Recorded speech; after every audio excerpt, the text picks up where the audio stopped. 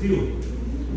Entonces, la idea ahorita es dar un recordatorio del sistema digestivo, que yo creo que ya todo el mundo lo tenemos más o menos claro, y histológicamente cómo están controlados los órganos, y algunas diferencias entre ellos, y algunas diferencias entre especies, y luego ir hablando un poquito de lo que sería patología según la región del órgano o la especie en la que estamos trabajando. Blanco y negro. Entonces, la primera parte vamos a hablar de los componentes. Entonces, todos recordamos cuáles son parte del sistema digestivo, ¿verdad? Okay. Y recordamos particularidades o diferencias entre una vaca, un caballo, un perro, un gato. ¿Qué tiene de particular el sistema digestivo, por ejemplo, de los rumiantes? Rumen, retículo y lo más, ¿verdad? Que no somos los diferentes, porque la más tiene una función muy parecida al estómago, ¿verdad? Muchas de las patologías de los rumiantes se concentran desde el punto de vista digestivo, se concentran principalmente en el rumen retículo, ¿verdad? Por parte de patologías de omaso, pero la mayoría, desde el punto de vista digestivo, se concentran ahí, ¿verdad? Y una enfermedad que es súper común para todas las especies es la diarrea. Entonces, en todas las especies vamos a ver que hay manifestaciones de diarrea. Ahora, en los caballos, ¿cuál sería la particularidad de los caballos? Un ciego muy grande, ¿verdad? ¿Qué más? Los colon. Un colon muy grande. Y un colon muy pequeño. Y un colon muy pequeño también. El colon menor también es muy pequeño. Y el colon es un estrangulamiento, ¿verdad? Entonces, y el colon es característica de ciego grande, el colon grande aplica para caballos y para conejos, ¿verdad? Entonces, ¿dónde se van a enfocar los principales problemas digestivos en caballos o en conejos? En colon y ciego con las particularidades, ¿verdad? Perros y gatos, ¿qué tienen ellos de diferente? ¿O qué tiene así mayor? Creo que era que el gato tiene un intestino muy largo. Pero de forma general, digamos, el sistema digestivo de ellos cumple con las características que hemos visto: estómago, intestino delgado, intestino grueso. O sea, no hay alteraciones importantes comparadas con el caballo, por ejemplo, con los rumiantes. Yo tengo una duda. Es que uno ve en lugares donde dice preestómagos y otros dice estómago. ¿Lo correcto es preestómago o estómago? Eso ya lo vamos a ver. Es que depende del libro que lo trabajes, pero se supone que, ahora lo vamos a ver ahorita. Se supone, es que exactamente se supone que los preestómagos, el rumen, el retículo y el omaso, se derivan del esófago, ¿verdad? Entonces, desde el punto de vista evolutivo, se cree que esos tres que te acabo de decir se generan desaculaciones que se derivan del esófago, como el buche de las aves, ¿verdad? Es un cemento del esófago, ¿verdad? Entonces, ¿por qué la literatura habla de preestómagos? Porque se supone que el esófago sale del estómago y se derivan del esófago, pues que se les llama preestómagos, ¿verdad? Pero hay gente que también le dice cuatro estómagos, pero entonces depende mucho de cómo se esté trabajando. Yo prefiero usar preestómagos partiendo del principio que son articulaciones que nacen desde el esófago. ¿Recuerdan quiénes eran las glándulas salivares?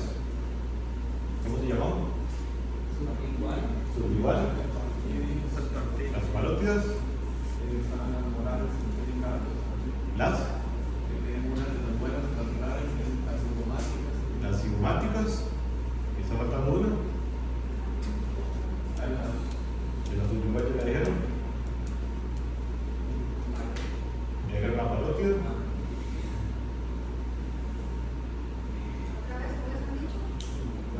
Dijeron parótida, sublingual y cigomática, que se encuentran varias especies.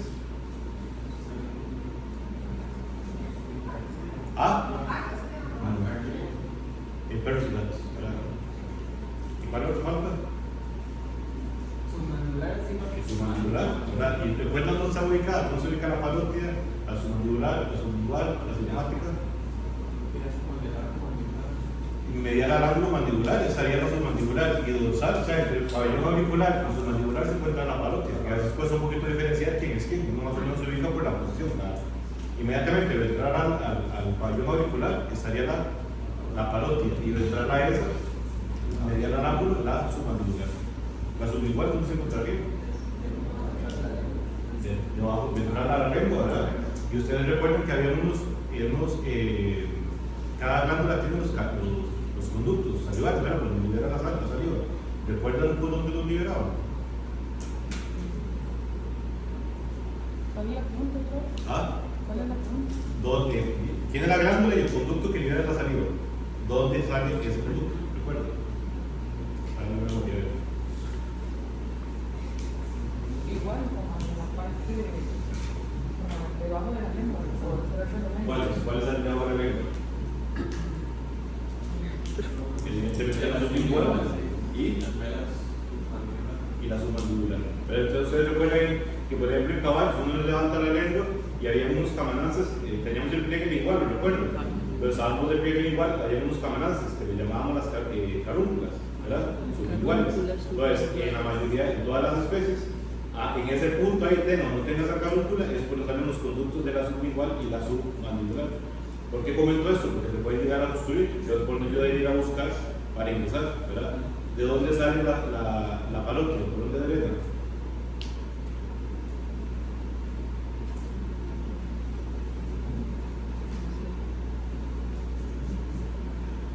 Antes, ¿no estás tratando de hacer el nombre? ¿Recuerdan que la boca tenía la cavidad bucal y el vestíbulo de la boca? ¿Recuerdan quién era el vestíbulo? ¿Entre qué y qué?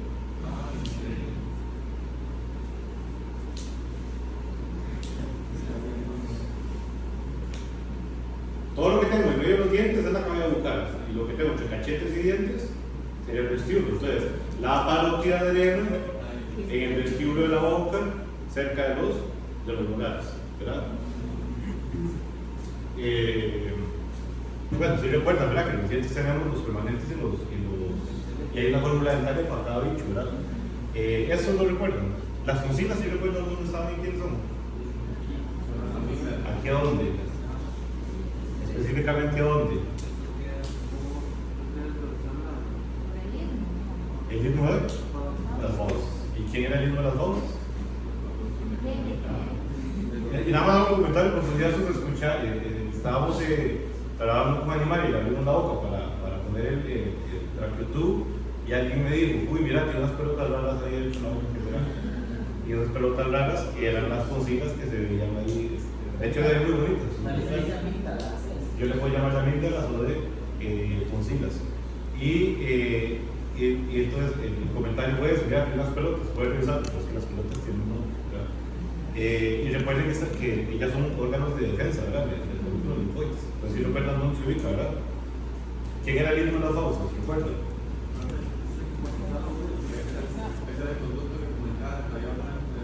Son unos plieguecitos que me hacen la división entre. ¿Y qué significa?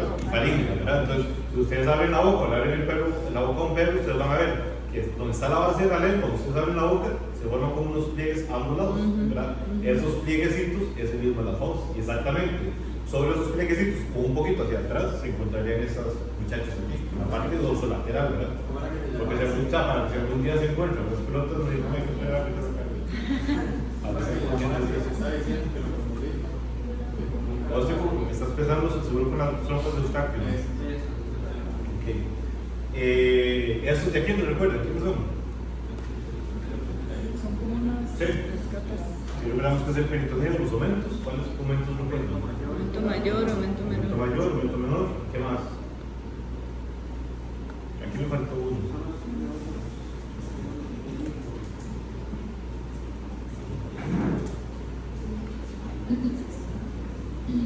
¿Recuerdan eso? Mesovario, El mesovario. Primero, ¿para qué sirve? ¿Quiénes eran? como para adherir, para mantenerlo ¿Quién con qué? en la pared. A la pared. Entonces, todos los segmentos del digestivo hacia la región dorsal. Entonces, yo tenía el mesoduodeno, el mesocolon, el mesorrecto, ¿verdad? El mesovar, que es aquel plieguecito que reventamos cuando estamos haciendo castración, ¿verdad? Y en machos, ¿cuál era el que tenemos en machos?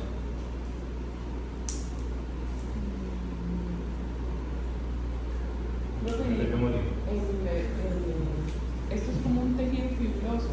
Es un tejido fibroso. Recuerden que es un derivado de las. ¿Recuerden quiénes son estas? ¿Quiénes eran las membranas celosas?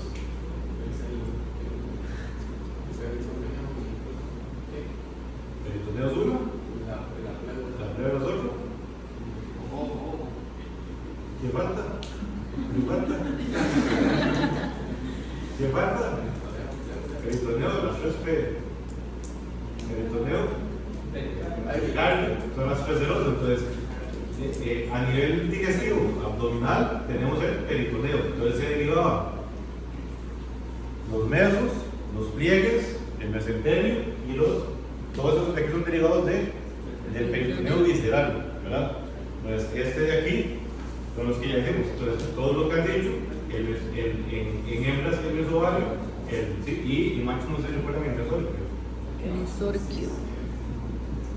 Recuerdan ese de ahí, que ese es el causante de que los testículos se queden en los invertidos, por ejemplo, que el testículo no vaya hasta saco testicular.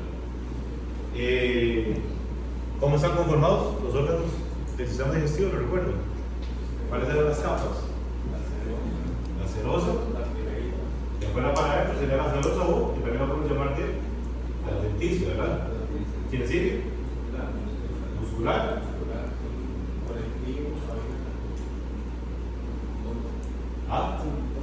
Su mucosa ahí y la mucosa. Básicamente son las características. Una musculatura lisa que es la que permite la contracción. Entonces, mayor o menor tamaño, depende del tamaño. Puede ser, por ejemplo, colon, esas mismas capas van a un mayor tamaño, el estómago, esas mismas capas van a un mayor tamaño. Y ya propiamente en la capa mucosa, los tipos de glándulas, según lo que se dice intestino, las glándulas intestinales, el estómago, las glándulas gástricas, etcétera, etcétera. ¿Sí recuerdan eso, verdad?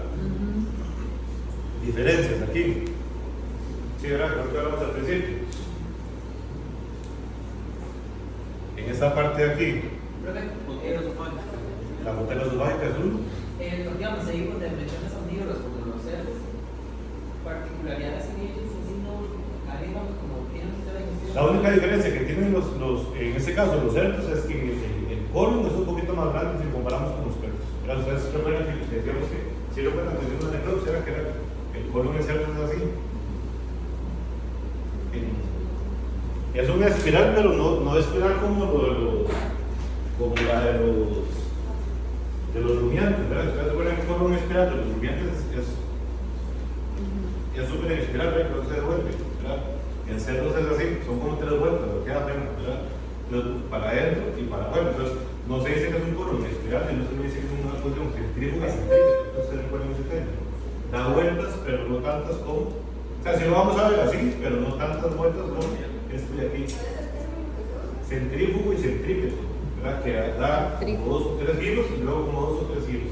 Si comparamos con este, serían como 8 kilos ambos, pero se ve muchísimo más evidente este colon espiral que este colon en espiral.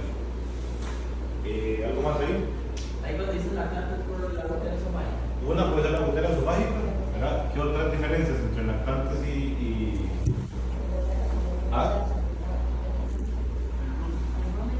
Entonces, cuando estamos hablando de rumiantes, por ejemplo, recién nacidos, básicamente se dice que son monogástricos, ¿verdad? Porque tienen funcionalmente activo ese, el aguazo, el rumen retículo, no están bien desarrollados. Bueno, la función del digestivo, ¿verdad? ¿Qué entendemos por tasa de absorción? Exactamente, lo que logra caer en sangre es del sistema digestivo. Y recuerden que la absorción depende del tamaño del animal, ¿verdad? Cuanto más grande el bicho, menor el porcentaje de absorción o de aprovechamiento de los alimentos. Entonces, porcentualmente, no sé si ustedes recuerdan, cuando hay una nutrición, proporcionalmente, un caballo, una vaca o un elefante tiene que comer más que lo que podría comer un perro, un gato, un hamster, ¿verdad? Porque entre más grande el animal, menor el aprovechamiento. Y entonces ahí entramos en lo que sería la tasa de pasaje. ¿Qué era la tasa de pasaje? El tiempo que pasa el contenido a través del intestino grueso y delgado principalmente. Entonces, a partir de ahí va a depender de cuánto se puede absorber. ¿Cómo es? Tiempo que pasa. Entre más grande el bicho, menos la absorción. Entonces, por eso te ocupa comer más. Entonces, si ustedes, digamos, ustedes han escuchado hablar de los consumos, por ejemplo, digamos que una vaca come, por ejemplo, el 10-12% de su peso de materia fresca, ¿verdad? Si lo comparamos con el elefante tiene que comer el 18%. ¿Por qué? Porque como es más grande, aprovechamiento, tiene que comer muchísimo más para poder aprovechar. Profe, ¿qué era lo del tiempo que pasa el intestino, lo de la tasa de pasaje? La tasa de pasaje es la cantidad de tiempo que los alimentos pasan a lo largo del intestino. Okay. Y en ese lapso que va pasando depende de cuánto puede ser aprovechado. Bueno, es que ahí vienen alimentos, por ejemplo, digamos, alimentos altamente fibrosos. Si yo comparo un pasto por ejemplo, digamos, una paca de trasvasa y una paca de arroz, si las conocen las dos, ¿verdad? Las pacas de trasvasa y las pacas de arroz, ¿se han escuchado hablar de ellas? Las de trasbalas y las de arroz, ¿verdad? No exactamente lo mismo que has dicho. ¿De dónde salen estas pacas? De cuando cosechan el arroz, entonces queda todo ahí, el resto de la mata levantada, entonces alguien inventó de hacer eso con estas pacas, ¿verdad? Esto, la cantidad de fibra, ¿quién tendría más fibra? Este de aquí. Entonces, tiene más cantidad de fibra y una fibra de menor calidad, ¿verdad? Entonces, este alimento va a durar, esa digestibilidad que trae reducida hace que el pasaje sea más lento, ¿verdad? ¿Por qué? Porque al cuerpo le va a costar un montón más poder procesarlo a nivel ruminal para después caer al estómago y al intestino. Entonces, la tasa de pasaje está muy relacionada con la digestibilidad y el aprovechamiento de los alimentos. Si un animal, por ejemplo una vaca, se come 1 kilo de concentrado, la tasa de pasaje y el aprovechamiento es muchísimo mayor que un trasvasa, por ejemplo. Y eso sería muchísimo mejor que este de aquí. ¿Por qué? Porque el aprovechamiento de los alimentos depende mucho de las características. Y eso también está relacionado con algunas patologías que vamos a ver hoy en esta parte de aquí. Entonces, la parte digestiva, esos dos términos aquí, influyen mucho sobre algunas, tanto desde el punto de vista anatómico, algunas patologías, desde el punto de vista funcional y de lo que comen los animales, otros tipos de patologías. ¿Está claro? Ok, ahí otras particularidades, no sé si han escuchado hablar de estos términos, ipsodontes y traqueodontes. Hace referencia a especies que los dientes constantemente están creciendo y hay especies que los dientes salen y dejan de crecer. Ipsodontes es que pasan creciendo. Dejan de crecer. Salen y dejan de crecer. Ejemplo, nosotros, ¿verdad? Y los braquidontes son especies que los dientes están en constante crecimiento. Ejemplo, conejos, tiburones. No, pero los tiburones no son de crecimiento, ellos van cambiando es que hay otro nombre para eso. Okay. Que los tiburones tienen no sé cuántas filas de dientes, entonces Okay. ellos lo que hacen es que se les caen. Vos dices ahí, es que el diente crece. Exactamente. Es el mismo diente. Es el mismo diente, que es lo que le pasa por ejemplo a los conejos, ¿verdad? Que tienen los dientes y Hay ahí que están los ser que limado. siguen en constante crecimiento, ¿verdad? O los caballos, ¿cierto? ¿No? O sea, se les hace recortes chiquitillos para eliminarlos, pero no crecen con el tiempo.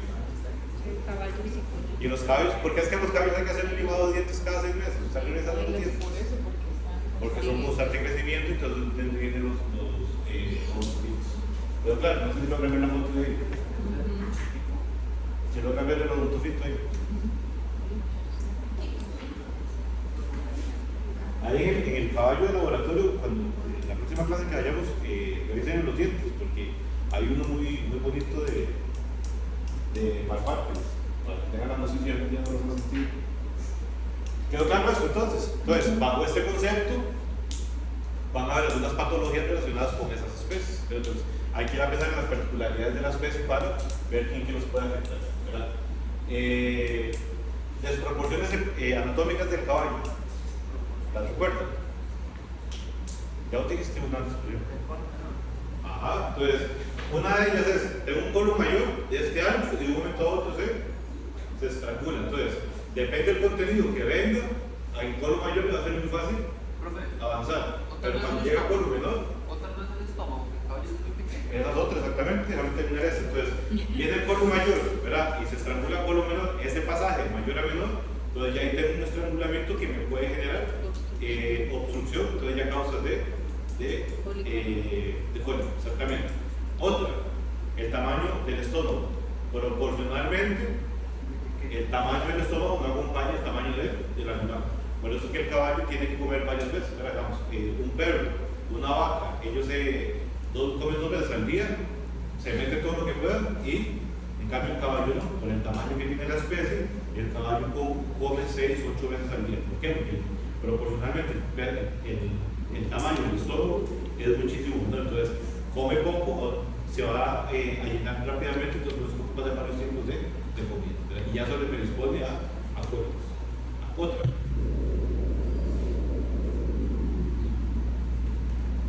¿Qué les ocurre? No sé si, o sea, si ahí entra como que el tamaño del ciego, o sea, hay una proporción que a veces es grande. Podría ser, pero no tanto el tamaño, bueno, sí, por lo grande, pero por donde entra, ¿recuerdas? Entonces era una bambulita de ese tamaño para traer una cosa así, y por donde salía, ¿recuerdas? Que también, entonces yo tengo un colon de ese tamaño de ancho, y por dónde va a ir a salir? Por un orificio estrecho. Entonces, esos estrangulamientos a mí me generan cólico, ¿verdad? Otra parte, ¿cómo se llama yo? Tres. Otra particularidad.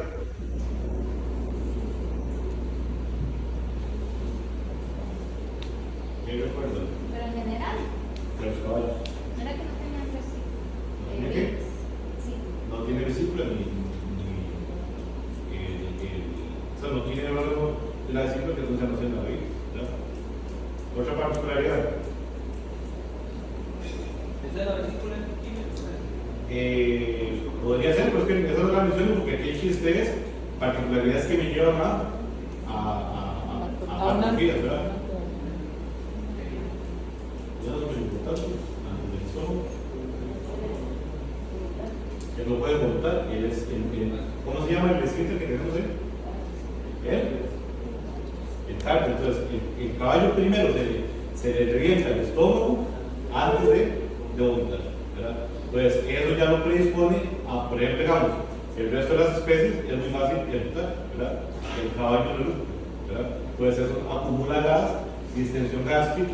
Bueno, ¿por qué? Porque el esfínter no se va a. De hecho, inclusive, yo nunca me he hecho, no he tenido la oportunidad, pero han escuchado hablar de la zona nasogástrica que se con caballos, ¿verdad? A veces cuesta que la sonda entre a nivel de estómago y hay que usar anestésico para que pueda abrir, porque el esfínter es tan fuerte que hay dificultad para introducir en la sonda a nivel de estómago por esa firmeza que tiene el cuerpo. No, primero hay una ruptura de estómago antes de que vaya a echarse. Si el caballo vomitó, Es que es lo que yo escucho, Fíjate. que no hay caballos con bicho, pero que una vez muere. no, el caballo no. O sea, para que vomite tiene que realmente estar, probablemente ya está muerto. Muerto y que se le dilató esto y se le devolvió. Algo, digo, no va. Primero se le revienta, se le abre una ruptura de estómago antes de que llegue a. Profe, y eso, digamos, eso funciona, esa válvula del cardio funciona como, Eso me sirve. por eso digamos, como el reflejo del vómito, no sé si se le dice reflejo, pero cuando uno vomita, se abre totalmente, se extiende. Para que el vómito salga del estómago, el esfínter tiene que abrir otro. Y eso es que no tiene reflejo nervioso. Ah. Caballo.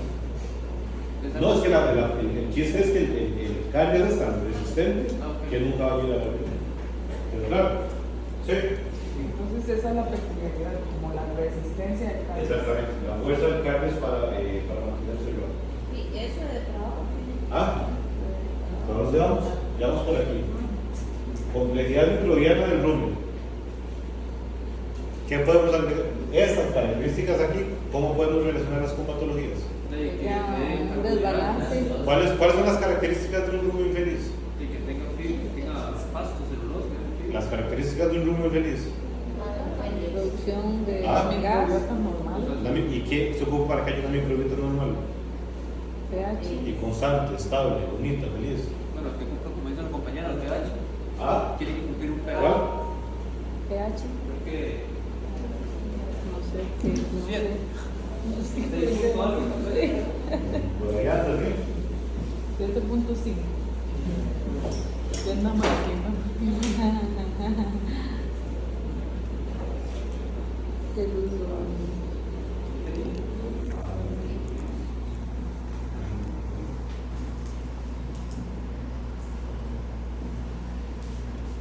En el rumen hay un montón de bacterias, pero la mayoría se clasifican en bacterias celulolíticas y bacterias amilolíticas. ¿Para qué sirven las celulolíticas? Para la celulosa y la diferencia las hemicelulolíticas. Escuchémonos en estas. Bueno, vamos un poquito más para atrás. ¿Qué contiene la fibra del pasto? Celulosa, hemicelulosa y lignina, ¿verdad? celulosa, celulosa y lignina. Recuerden que estos son carbohidratos, ¿verdad? Lignina.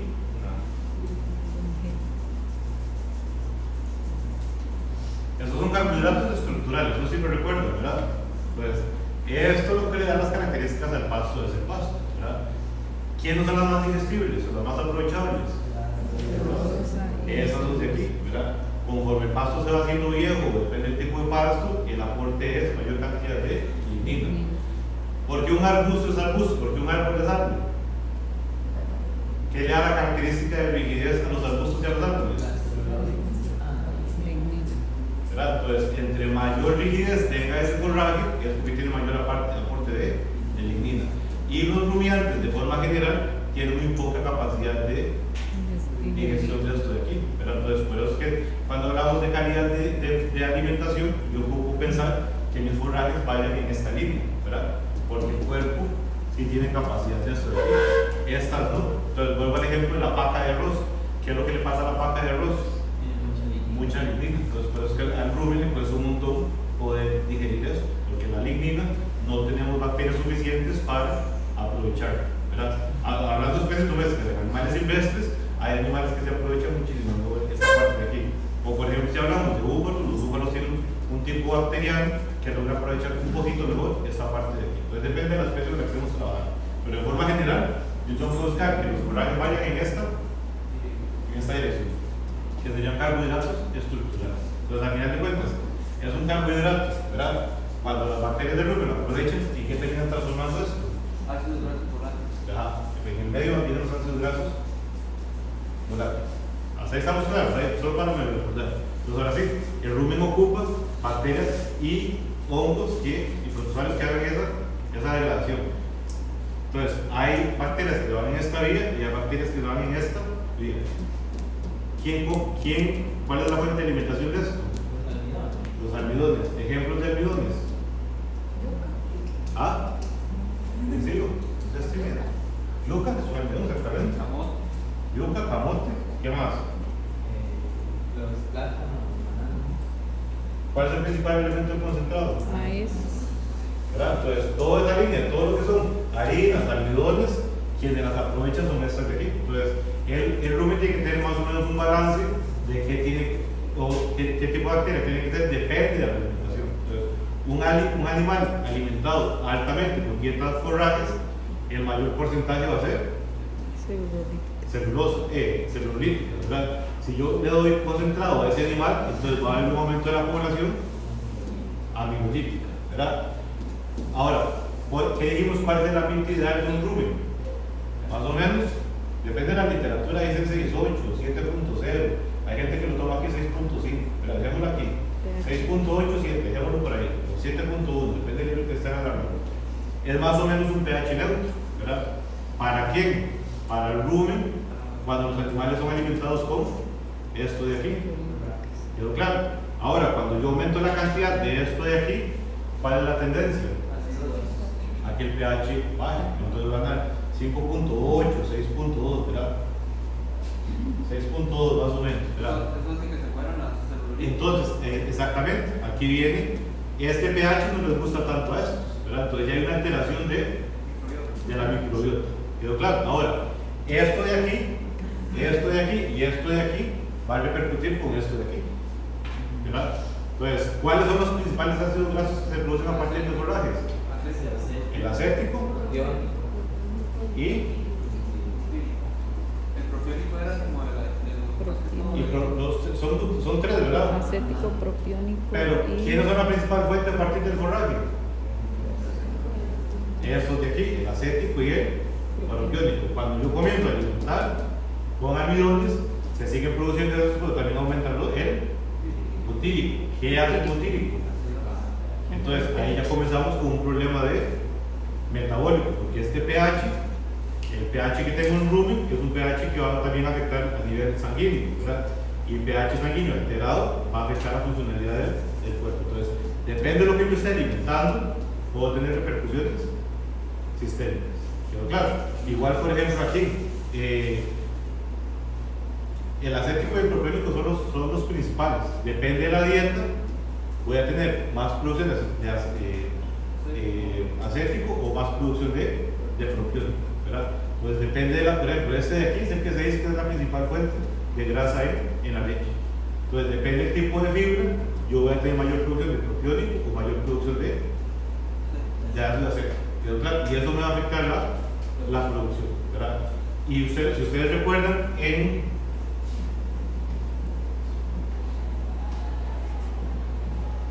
animales de producción, no sé si ustedes han escuchado hablar en términos de enfermedades económicas. Son disturbios metabólicos o de comportamientos fisiológicos que me repercuten en mayor o menor medida las ganancias de la finca. Entonces, por ejemplo, digamos, yo estoy con una alimentación así, el animal no está enfermo, el animal es feliz y contento, pero resulta que me comienzan a afectar los ácidos, los óleos totales o la grasa en leche como tal, ¿verdad? Depende de la dieta que yo esté alimentando. Una vaca, por ejemplo, digamos que me estaba dando 3.2 de grasa, pasa a darme 3.0. Esta diferencia de grasa me está haciendo perder plata, ¿verdad? ¿Por qué? Porque yo no tengo de forma normal bien balanceada la dieta. Entonces, en animales de producción se usa el término de enfermedades económicas. Depende de lo que yo esté haciendo con la fisiología o la anatomía del animal. El animal clínicamente no me manifiesta una enfermedad, pero económicamente sí me está afectando algún parámetro. Entonces, mucho está relacionado con la fisiología del animal como tal. ¿Está claro? Luego vienen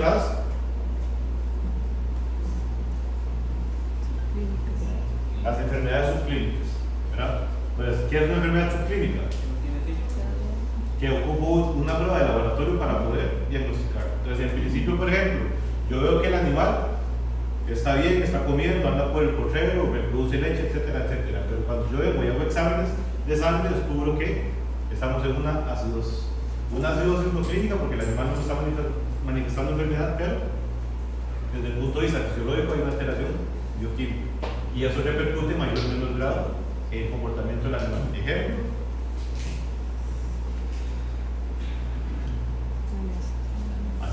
¿Y de dónde viene el problema? Porque me estoy equivocando en algo en la vida. Entonces, estoy teniendo problemas reproductivos, ¿verdad? Por algo que viene desde la alimentación. Exactamente.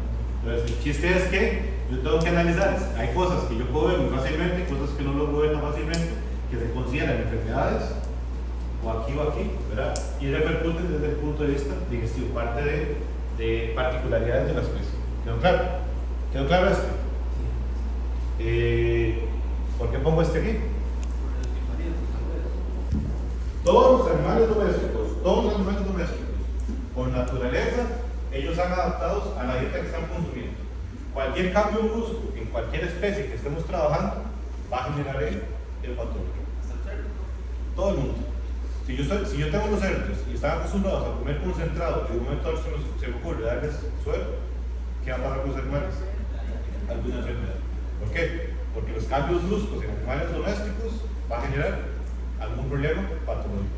Por eso es importante siempre la transición de los cambios de dieta, ¿verdad? Alimentación depravada. Es cuando empiezan a comerse los postres y cosas así. Pero el concepto así formal.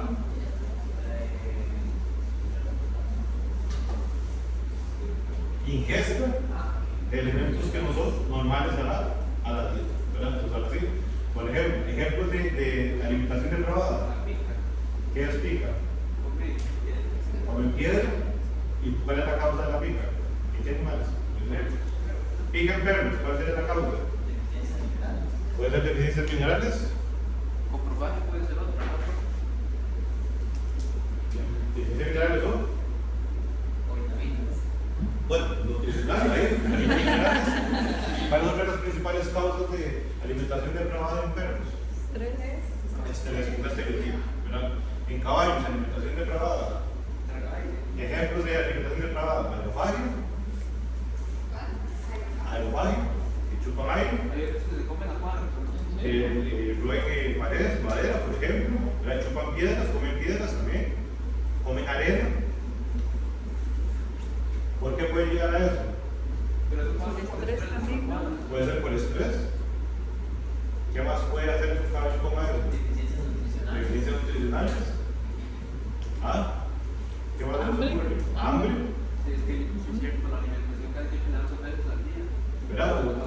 cuadras mal manejadas, por ejemplo, tú vas a los animales, tienen que comer la comida del piso y en el piso la cuadra está con lucha, por ejemplo, o con tranza, ¿verdad? Y eso ya me genera, con las malas condiciones, una alimentación incorrecta, ¿verdad?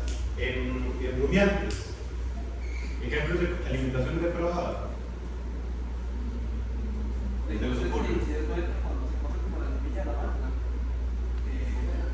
No, o sea, si puede generar timpanismo, pero si se lo come, pues es un alimento normal, ¿verdad?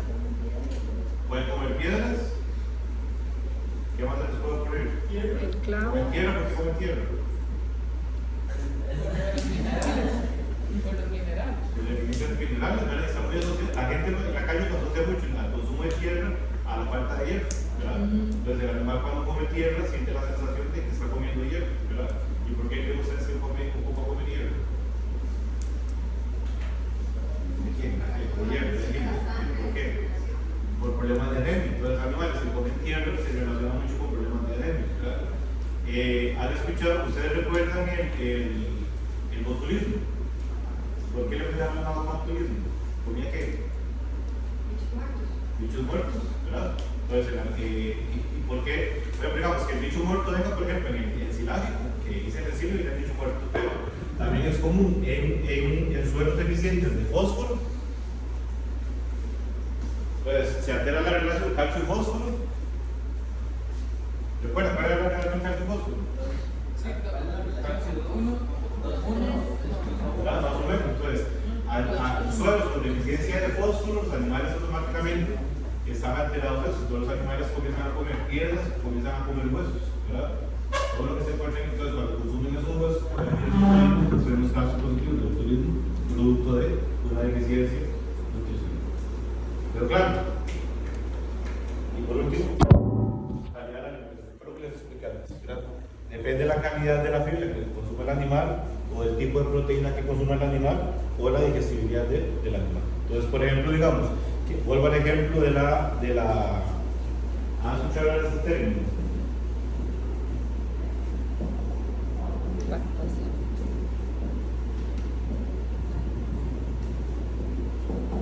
Hay libros que le llaman impactación, hay libros que le llaman compactación. ¿Qué entendemos por esto? Si entienden que es compactar, ¿verdad? Pues yo puedo tener una impactación o una compactación a nivel de rumbo, yo puedo tener una impactación o una compactación a nivel de ciego o colmín y caballos. Hay una ¿Por qué? diferencia. O sea, hay una diferencia. ¿Sabes tú? Hay libros que le llaman así, los que le llaman así, ¿verdad? ¿Por qué puedo llegar a tener una impactación a nivel de rumbo? ¿Qué creen ustedes? Pero que no es real. No se puede digerir. Exactamente. Ejemplo, la pata de arroz, ¿verdad? En promedio, el pasto normal, la vaca se come hoy, el pasto normal, más o menos, depende del tipo de pasto, más o menos unas 24 horas para que ese pasto pueda ser aprovechado y continuar el camino del rumbo, ¿verdad? Cuanto mayor porcentaje de fibra de mala calidad, esa tasa de pasaje es muchísimo más alta. Por ejemplo, una paca de arroz a un animal le va a llevar 3-5 días para poder medio digerir o tirarla para afuera esa paca de arroz. Pues, y el animal come paca todos los días, ¿verdad? Y es un pasto más pesado. Pues el animal puede llegar, esa pata se va acumulando en el rumbo y llega un momento donde comienza a compactar. Entonces, supongamos que este es el rumbo y todo eso está lleno de fibra de mala calidad. Llega un momento donde el rumbo inclusive no logra hacer la contracción luminal para movilizar esto de aquí. Entonces vamos a tener un animal impactado que ya no come, no hay movimientos luminales y hay que sacar ese impactación. Pasa en caballos, por ejemplo, caballos que comen pasto de mala calidad o caballos que comen tierra de arena, porque esa arena se comienza a impactar en el ciego colmo y llega una hora donde se hace tan pesado el ciego colmo que el ciego del colmo tiene la capacidad de movimiento para continuar con el proceso de ellas. Para dar un ejemplo. ¿Está claro? ¿Preguntas o comentarios? Profe, yo tengo una última consulta, pero es de la parte de la ganadería, con la melaza. ¿La melaza es buena hablarlo, sí o no? Sí. ¿Es glucosa? ¿Cuál es la fuente, la característica nutricional de la melaza? Es un azúcar, ¿no? Es una fuente de energía. El asunto es que dijimos que es lo que manda o lo que predomina a nivel luminal.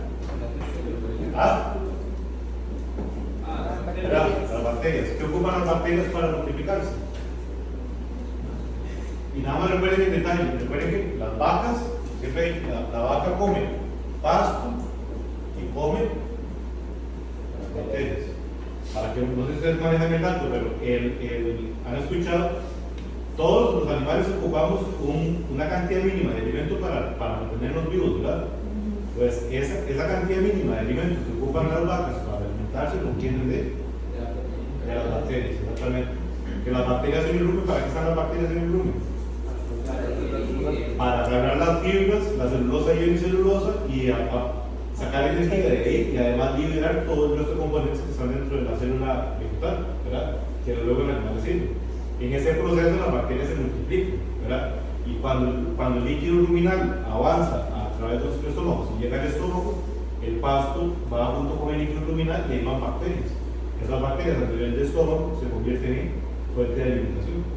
Entonces, las vacas obtienen el 50% de lo que ellas ocupan para mantenerse vivos, lo obtienen de qué? De las bacterias. Por eso la importancia de una buena actividad ruminal. O sea, un rumen feliz con muchas bacterias y muy diverso me permite que esa vaca solvente de mejor forma sus necesidades básicas de sobrevivencia. ¿Quedó claro? Entonces, pero siempre digo que las vacas siempre comen pasto y comen bacterias. ¿Quedó claro? Okay. Las bacterias ocupan las bacterias para sobrevivir y multiplicarse. Energía, ¿qué más? Aminoácidos, Aminoácidos. proteínas, cuando Aminoácidos, vitaminas y minerales, como todos los seres vivos de este planeta. ¿Quedó claro? Entonces, cuando nos necesitamos melaza, ¿qué es lo que estamos satisfaciendo? Sí, energía. Es energía, ¿verdad? ¿Qué está faltando? Entonces, siempre es importante, depende de mi objetivo de suplementación. Yo puedo dar melaza, exactamente, lo vuelve la melaza con sal mineral, ¿verdad? Entonces yo curo dos, pero ¿qué le pasa a las bacterias? Yo tengo que darles también una fuente de proteína para que ellas puedan tener todos los elementos que ocupan para multiplicarse, ¿verdad? ¿Cuál es una fuente rápida de proteína? N3, 4, no me acuerdo. En español. Pues, ¿qué es la urea? Una fuente nitrogenada. Pero no se puede dar en vaca leche, ¿no es cierto? Sí. Se puede dar cualquier animal el rumiante, porque lo aprovechamos con ciertas reglas. Ajá, sí, así porque leche es lo que como indicación, eso es la muscular, la proteína, cantidad. De todos. Hay. Ahora, yo lo pongo en forma de urea, conocen este. ¿Qué es la polinaza? ¿Por qué le doy polinaza a las vacas, a los animales, a los rumiantes? ¿Cuál es el ingrediente que tiene la polinaza que los animales aprovechan? Hay diferentes formas de alimentar, ¿verdad? De dar este elemento aquí. El chiste es que tiene una fuente de nitrógeno. ¿Para qué es esa fuente de nitrógeno? Para producir proteína nuclear. Exactamente. ¿Ustedes recuerdan cuál es la variante de la fórmula que era la proteína? ¿Recuerdan? Esta es la de la energía, ¿verdad? Los carbohidratos. Esta es la de las proteínas. ¿Quién es Chon? Chon. Carbono, hidrógeno, oxígeno ahí. Y nitrógeno. Entonces, te agarran una. Eso es para fabricar aminoácidos, ¿verdad? Que es la materia de las proteínas. Entonces, ¿de dónde pueden agarrar las bacterias ese nitrógeno para fabricar aminoácidos, para fabricar proteínas, para multiplicarse? De la urea. Entonces, cuando yo estoy suplementando animales, por ejemplo, en verano, la gente tiene la costumbre de dar melaza, o la gente tiene la costumbre de dar pollinaza. ¿Cuál es el asunto? Que estamos dando la mitad de la receta. Entonces, si la gente suplementa pollinaza, el consejo es metan una fuente de energía, que puede ser una melaza, puede ser el almidón de yuca, puede ser un maíz, puede ser caña de azúcar, que le da la fuente de energía. Ahora, métale también la fuente proteica, que la más barata y fácil de dar es bajo sus diferentes formas. Pollinaza, gallinaza, cerdaza, alguna, no sé, soya, destilado de maíz, cualquier cosa para que sea la fuente proteica. ¿Quedó claro? Paramos 10 minutos.